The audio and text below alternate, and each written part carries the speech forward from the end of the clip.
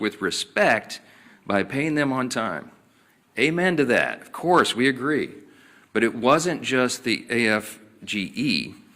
You had the same commentary, the same plea by the National Association of Air Traffic Controllers, the Coalition of Airline Pilots Associations, the NetJets Association of Shared Aircraft Pilots, the Allied Pilots Association, the Southwest Airlines Pilots Association, the leader of the Teamsters, and the New York Steamfitters Union. They're all coming out. These are the constituencies that the Democrats claim that they support, and that's why the unions came on side of the Republicans in the last election. They've had enough of this nonsense, and they've all called on Senate Democrats to end this shameful shutdown. And it is a shame. The Democrats need to be publicly prodded by their millions of hardworking Americans to just simply do the most basic function of their jobs. A rational person would read the pleas of the federal workers and conclude that it is time to end the charade and turn the lights back on. But the Democrats are not rational right now, and they've deliberately ignored the plight of all these federal workers around the country. People are going to remember this, and they should. I want to quote to you a couple of senators over there on the Democrat side. Listen to this nonsense. Senator Mark Warner, the senior senator from Virginia, and this is noteworthy because Virginia is the state with the largest number of federal employees. He claims that federal workers want him to vote against reopening the government. He literally said, quote, "I think they want us to fight this." Fight what, Mark? What are you talking about? We have a clean CR. This is not a partisan dispute. It's ridiculous. Senator Tim Kaine is the junior senator from the same state of Virginia with the largest number of federal employees, and he said, quote, "I work very closely with them, and the AFGE would not want us to cut a deal." What the heck are you talking about, Senator? There is no deal here. We're not talking about a deal. We're talking about a clean CR that all of you voted for even as recently as this year. And here's my favorite one. This is the best quote. When asked about the AFGE statement from the big union, Senator Jeanine Shaheen said, quote, "I had a conversation with the president of AFGE earlier, right after the shutdown, and that was their position then."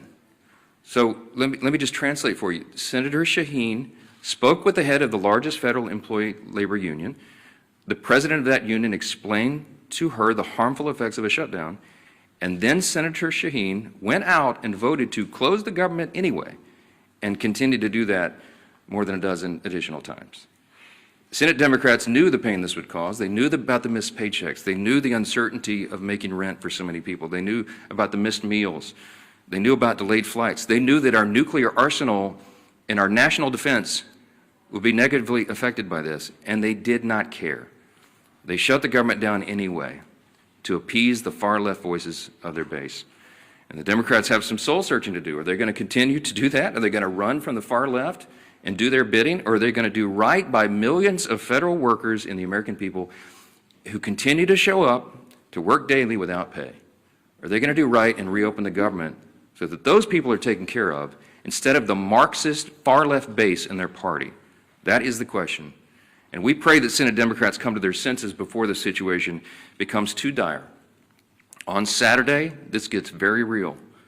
SNAP benefits will stop flowing to all those who need it. You're talking about tens of millions of Americans at risk of going hungry if the Senate Democrats can continue this gambit. Instead of taking a simple vote to fund the government, which Senate Democrats have now had more than a dozen opportunities to do, Democrat attorneys general are suing the federal government to try to compel SNAP benefits to flow despite the government being closed and despite the fact that there is no money to do that.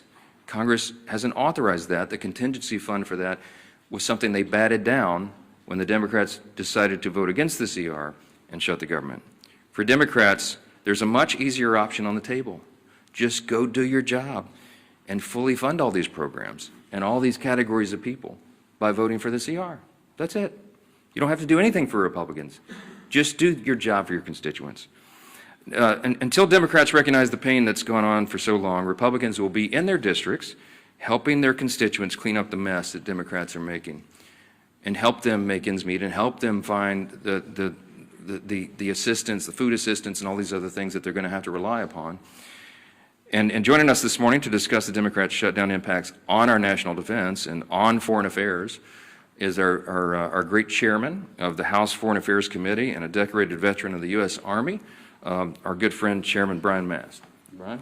Thank you, Speaker. I think everything going on, it really puts an exclamation point on the fact that we have the greatest population anywhere across the globe. I do want to start just by saying thank you to all of our workers. We have workers whose lives are being very literally affected, and they're still coming to work every day. Those are really big, amazing people. That's our American workforce. So I just want to start by saying thank you to them, all of our TSA workers, all of our air traffic controllers, our ICE, our CBP, our State Department people that I deal with, and to put a point, maybe moving to State Department, because that's what I deal with the most, about the very serious stakes of what is going on right now.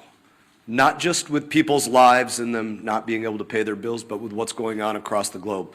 To juxtapose these positions, we have President Trump in Asia right now, very literally trying to make sure that the United States of America is not cut off from rare earth minerals or other things, which is what China is literally trying to do. That's why there was a threat of another 100% tariff, because China was sending around letters saying, all you neighboring countries don't sell to America. So the president is abroad trying to protect our homeland. And we have Democrats here at home doing everything that they can to weaken our homeland. That's a difference of values. And the stakes of those values is the future of the greatest country on the face of this earth. We should pray that our adversaries would be stupid enough to say they're going to prioritize funding feminism in Africa over the food stamps of their own people.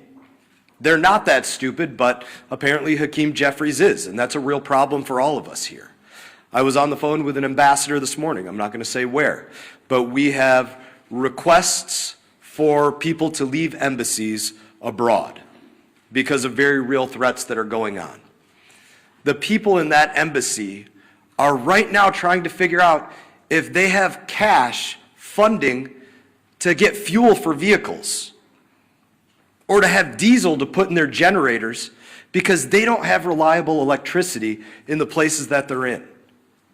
Those are the real world consequences. While they're also worrying about their paycheck isn't coming in, can their family back home buy groceries, pay their bill for student loans, pay for the fuel to get their kids to school, or the tuition at their children's school, or all the other things that they have to worry about while they're worrying about can they even get out of country. So those are the difference of values. I guess I would close it by saying this. We need 5 Democrat senators to pull their heads out of their asses and go work for the United States of America.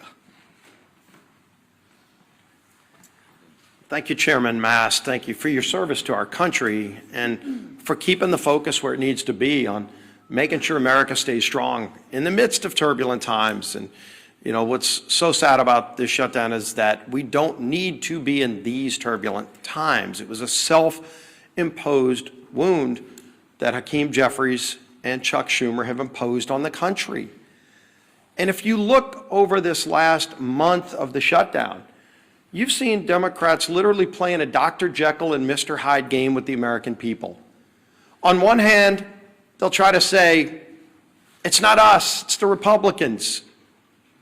Gee whiz, as the speaker talked about, oh, they control the House, Senate, and White House when they know that they are the ones that are shutting the government down. And then on the other hand, Mr. Jekyll's side, they're saying that they know that they're causing pain on the American people. They admit that there is suffering, but they're doing it for leverage. So you can't have it both ways, Chuck Schumer. You can't wake up one day and say you're going to try to blame it on the Republicans, and then on the next day, you're trying to say that, gee whiz, we know that we're causing these problems. They're admitting they're causing suffering on people, but they're doing it for leverage. And they can't even explain what that leverage is, because they just need to show their radical base that they're having a fight with Donald Trump. It's all it's been about from the beginning. You really want to know who's calling the shots in the Democrat Party? You saw it on the stage this past weekend. Bernie and AOC on the stage with the new leader of the Democrat Party, Mondami. Maybe Chuck Schumer's waiting for Mondami to let him know when he can open the government back up again. But families can't wait because the real suffering is going to begin. It's already been happening, but it really hits home this weekend when SNAP benefits run out, and they know that. But I'm going to go through some of the lies, the myths, the things that they say when they know better. Chuck Schumer just yesterday said, quote, Republicans are in charge of the White House, the Senate, and the House, but they're refusing to do their job. Now, Chuck Schumer's been in Congress since the 1980s. And he knows that every day he's been there, there's been a requirement that you need not 51, not a majority like we need in the House. He was in the House where you did need a majority, and then he went over to the Senate where it's always been a requirement that you need a supermajority.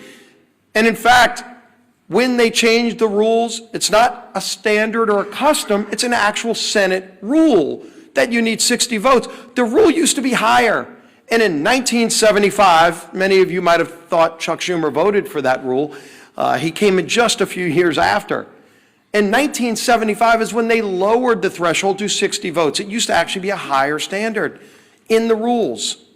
And so every day Chuck Schumer's been in Congress, it always took more than a simple majority, in fact, 60 votes to pass these kinds of bills through the Senate. And he knows that. So you'd ask, well, why is he trying to lie and mislead the American people? When he makes a statement like that, he knows he's trying to mislead the American people. And yet on other days, he does admit he knows he's causing suffering, but he's doing it for leverage. And so this game back and forth is what the American people are sick and tired of. Hakeem Jeffries, quote, we didn't view the current bill as anything other than a partisan Republican spending bill. He knows good and well that it was a clean CR. If Democrats still to this day don't know the difference between a clean CR and partisan bills, did they stop reading the bills? Because they used to vote for these bills. Just since 2017, go look at the facts. Speaker likes talking about the facts. Facts are important here. Since 2017, 30 different CRs, 30 times CRs have moved to keep the government open. And do you know 29 of the previous times Chuck Schumer's voted yes? 29. This 30th time is the only time Chuck Schumer has voted no. And of course you'd say, well, then what's changed if he's voted? 29 out of 29 times before this, he voted for clean CRs. What's changed? This is a clean CR. What's changed is the Democrat Party has changed. Mondami is now running the party. That party has changed. But the American people still have the same needs. The American people, again, the clean CR doesn't solve our differences. We still have big differences that we need to go negotiate, but let's just do it while the lights are on without the American people being held hostage. And of course, the final myth that's been out there for the beginning of this whole shutdown that we've debunked many times, that it's, quote, a total effing lie, that was Chuck Schumer's word, I think he actually used the word itself, that Democrats support free taxpayer-funded health care, free legals. That was Schumer saying that. And then, of course, when you read his alternative bill, his list of hostage demands, the $1.5 trillion spending bill, it includes in it a provision that repeals the verification we put in that says illegals can't get free health care. And CBO, not us, CBO said that would cost $200 billion in taxpayer health care benefits going to illegals. They know that. Of course they know it. And so why would they want to try to mislead the American people by over and over again making those statements? So here you can see it. Time and time again, the SNAP benefits comment the speaker talked about. They were warned in early October that 42 million people could be at risk in just weeks of losing their SNAP benefits if they didn't open the government. They knew that. And they want to play this game of chicken, this Jekyll and Hyde, one day trying to blame everybody but themselves, and then the other day taking ownership and admitting they're causing suffering, but they want to do it for leverage. You can't have it both ways. And more importantly, the American people are feeling the suffering. And this weekend, that suffering gets worse. And we have voted over and over again to prevent the suffering. It's not necessary. It shouldn't happen. And there's a way to avoid it. All they need to do is today, just 5 Senate Democrats need to get courage and say, we're not going to take our orders from Mondami or whoever else it is that are calling the shots over there. We're going to do the right thing and open this government back up so we can get into that negotiation over all of our differences, which are many. But just don't hold the American people hostage while that goes on. That'll bring up our whip. Tom Emmer.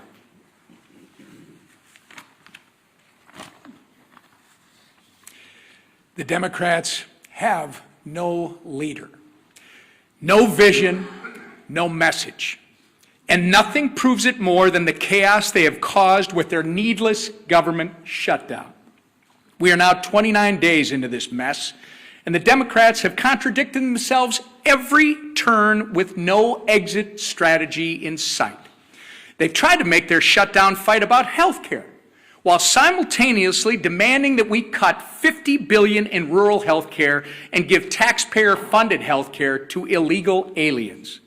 Not to mention the Americans who are suffering right now because critical health care services have been put on pause due to the Democrats' shutdown charade. On the issue of SNAP, Democrats are bending over backward to oppose Trump, using taxpayer dollars to fund frivolous lawsuits. Meanwhile, they are the ones causing people to lose their SNAP benefits by refusing to reopen the government. Remember, all of this could have been solved in a matter of 5 minutes by 5 Senate Democrats if they would do the reasonable and right thing by supporting our clean CR. The same CR that they supported just 6 months ago, and as we've said over and over, that they passed 13 times under the Biden administration. But instead, they'd rather run in circles, tripping over their own feet in the process and hanging their constituents out to dry. Why? In order to attain political leverage and score points with the radical Mamdani and Omar Fata supporting that, by the way, for those of you that don't know, is the Mamdani of the Midwest, Omar Fata, supporting that wing of their party. Take it from the party who essentially wrote the government shutdown playbook. It doesn't work. Shutdowns achieve nothing but hurt everyone. So enough with the political games. Pass our clean CR and let's reopen the government for the people that you were elected to serve.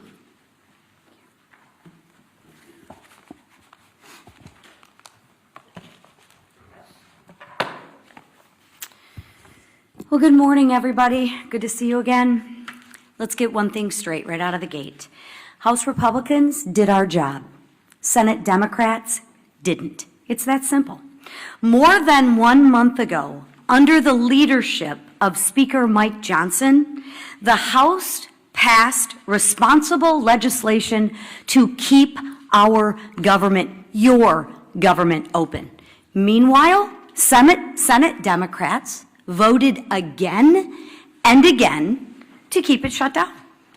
So before anyone throws around cheap insults like one Democrat member did on social media this week, and I'll just read it, lazy Mike Johnson has made himself irrelevant and pointless. You know, I always find that funny. When you can't beat us on the issues, what do children do? They personalize it. And that's exactly what this member is doing. He can't beat us on the issues. So he wants to attack our leader, who has done a remarkable job, and personalize it. We're not in 6th grade anymore. But maybe for some people they are in 6th grade. But let's remember the facts. Republicans acted. The Democrats stalled. Mike Johnson has shown leadership, discipline, and focus. And what's lazy I'll share with you what's lazy, is Democrats refusing to do their job and blaming everyone else for the problems in which they created. Because what Democrats are doing is wrong. And Americans, real Americans, hardworking Americans, are getting hurt. I, for one, have had it. And I don't think I'm the only one out there. On Sunday, a Democrat House member admitted to the Wall Street Journal that his party is being pushed by far-left groups. He said the quiet part out loud, everybody. He said what we've been saying forever. He said Democrats were lying to the American people about the reason behind the shutdown. Well, that's a shock, right? It isn't for health care. It isn't for health care, because if it was about health care, they wouldn't have stripped the $50 billion rural health care fund. I mean, come on, Democrats, get your story straight. At least get a good story that you can spin to the American people, but you can't even keep your story straight. Listen, what the speaker said, Ronald Reagan was right. Trust the American people. And you know what? I'll say it again. When the facts aren't on your side, you have to personalize it and you have to lie. But the question right now is, at what point is the pain of the Americans going to outweigh the radical cries of their base? It wasn't when our troops almost didn't get paid. It wasn't when moms and infants were at risk of losing the food off their table. It wasn't when flights across the nation got canceled because air traffic controllers and TSA agents didn't get paid. No.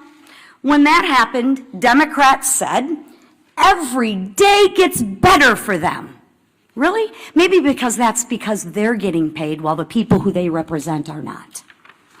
That's what they said. They said pain for the American people was their best leverage. They said maybe it was uncomfortable, but it was worth it to them. Really? Think about that. Let that settle in. Let that just sit for a minute.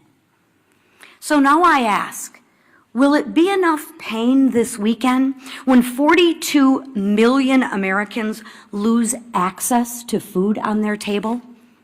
Will it be enough when 2 million Americans miss a paycheck? What Democrats are doing right now is absolutely cruel, but it's also dangerous. And I think Chairman Mast spoke very well on this issue, but let's build on that. When our skies aren't staffed, when our borders aren't secure, and when our troops are at risk of missing a paycheck, that is not a political strategy. That is a national security threat. Enough is enough. Americans do not want to be used as leverage. And they don't want to be used as leverage for another $1 trillion of wasteful spending. They work way too hard for their paychecks. They want relief, they want leadership, and they want results. Democrats, please, I implore you, do what's right. Democrats, do what's right. End the shutdown. End the suffering for the American people. Stop, as you say, leveraging the pain. Vote for the Clean CR funding bill and let America move forward. Thank you. All right, questions? Manu, go ahead. Given how dire that you expressed for so many Americans right now, how do you justify the administration giving this big, massive bailout to Argentina, as well as calling for an increase in beef imports from Argentina? Look, we give foreign policy, the execution of foreign policy, to the executive branch, and that's what the president is doing right now. There's lots of nuances about that. He's involved in negotiating trade agreements around the country to the great success and benefit of the American people right now. Dozens of them being worked out. He's overseas right now doing the same thing. And what he accomplished in Japan is a remarkable thing for the American people. And by the way, they've agreed to invest $550 billion into America, and that's good for everyone. So I can't get into the nuances of every single trade agreement with every country around the world, but we're going to trust the president to do what he's doing. He's had a remarkable track record of success for the American people, and nobody in this room can refute it. So I'm going to leave it right there. Chad, let's talk about the government shutdown. It's the main important thing right here. Chad, go ahead. Can you talk about some of the members in, excuse me, can you talk about some of the members at your conference who have expressed concern about the House being out, or saying that this has gone on, too long, we need to maybe have another CR, or take another approach, or do something on healthcare? Yeah. Can you talk about what that is like, and some of the things that you're hearing from your members who are saying, this is really going on? Well, you all know what I'm hearing from my members because our calls are leaked every week, and we had a conference call with almost everyone yesterday. By our count, there's about 3 to 4 members of the House Republican Conference who have only mildly questioned working in the districts as opposed to being here on the floor. And we talked through that in as much detail as we can on a call that I know is being printed on the front page of all the papers the next morning. But I can tell you that 99% of all the Republicans in the Senate and the House heartily agree with what we are doing. They understand the most important thing and the most important function and the basic and most simple thing that government must do is keep its operation going for the people. That is the first job of Congress. And when we can't do that, everything is paralyzed. And so we have made that the number one emphasis. We need the Senate Democrats to do what they have always done in the past. Don't make me tell you all the facts again. 13 times during the Biden administration alone, they voted on CRs to keep the government going. They know the pain they're inflicting. They do not care because they're more afraid of the radical left Marxists in the base than they are the American people. That's plain and simple. And so it's painful for them, for us to get up here every single day and relate again the simple truths. We have to do that. The repetition is what makes the truth saturate, because most of the mainstream media is giving us headwinds. They're pushing back, as I just demonstrated from you from the results. The research proves what we know intuitively, that the mainstream media, most of the legacy media, is parroting the talking points to the other side. You are not asking Chuck Schumer the hard questions. You're not asking Hakeem Jeffries the hard questions. Not enough of them. They're hiding. And they think that they can appease the radical base because they're more afraid of the voices of the far left corner of their party than they are everybody else. And I think there's going to be a big price to pay for that in the future. Yes, sir, right here. Religion News Service has tracked 5 different instances in the last few weeks. DHS or ICE agents apparently, or the Swedish support, shooting Christian clergy with pepper bullets, pepper rounds, and rubber bullets. There was viral video of a Presbyterian minister being hit in the head with pepper rounds, and just last week a UCC minister was shot directly in the face with a pepper round by a DHS agent that left his face bloody. I know that you've advocated for religious freedom in the past and celebrate the president's decision to pardon anti-abortion demonstrators. Do you share the concern of these clergy? This is a religious freedom issue that's emerging between the administration and the clergy. I can't comment on any of those instances. I haven't seen or heard any of those videos, so I'm not going to comment. But I would say, hold on, wait a minute. Let me answer you. Hold on. Thank you. You asked the question. Religious freedom does not extend and give you the right to get in the face of an ICE officer and assault them, if indeed that was what happened there. What I've seen is a measured approach by the people who are trying to enforce our border laws, our immigration laws. And that was desperately needed and desired and demanded by the American people. You might remember the number one issue in the November election last year was the wide open border and the chaos that has ensued by that. So the people are out doing a very difficult job. ICE officers, by the way, are under tremendous strain and pressure. How would you like to do that job if you had to put on the badge and do it? When you know you have the media criticizing every move and you have wild protesters in your face, cursing at you, waving their finger in your face, and sometimes pushing you and assaulting you. Okay? It's a dangerous, risky job. Thank the Lord that there are people who are willing to do that difficult job, to put on the badge and show that kind of courage. We should be on the side of law enforcement. And anybody who's trying to disrupt those operations, they need to be handled the right way. Now, look, all of us want the law to be enforced. We are the rule of law party. Chaos is not an American virtue, the rule of law. But you have to have order, and you have to have peace, and you have to have some people who are brave enough to put on the uniform and go ensure that. So get out of their face and let them do their job. That's what I would say. Down here, yes, ma'am. Thank you, Speaker. We're getting closer to the November 21st deadline for the CR that you guys passed for almost format. Is it time to bring the House back to pass a new CR with a new date? Is fewer than 3 weeks enough time to finish appropriations? Wouldn't that be a futile exercise when we have a CR that's been sitting over there since September 19th? If I brought the House back and we passed another CR, it would meet the exact same fate with Chuck Schumer. He would mock it, they would spike it, and they would try to blame it on us. So what would be the point of that? We're all concerned about the timing. The Democrats are eating up the clock. We have very important work to do here, and that's why we're pleading with them, not Chuck Schumer. Look, I think Chuck Schumer and Hakeem Jeffries are irredeemable at this point. I don't think they'll be able to tell Mondami in New York and his disciples that they voted to open the government. I've given up on the leadership. So we're trying to appeal to a handful of moderates or centrists who care more about the American people and will put the people's interests over their own and do the right thing in the Senate. I mean, there's no point in me sitting down with Chuck Schumer. He's painted himself into a corner. I get all that. Mondami it looks like he's going to win and be the mayor of New York City, and Hakeem Jeffries came out and endorsed him. That's all you need to know. Hakeem Jeffries is terrified that Mondami, one of his disciples, is going to challenge him in his own seat in the election next fall. You've already seen that rumored. Some of you have reported on it. So he had to do it. He had to endorse socialism. He had to endorse Marxism. This dangerous ideology that has taken over the Democrat Party, that is what is motivating them. So it doesn't matter what we do in the House.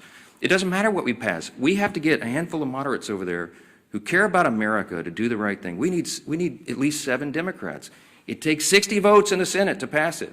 This is not the Republicans. This fault is squarely on the shoulders of the Democrats, and they're the ones causing you the pain, and don't ever let them forget it. Thank you. Thank you.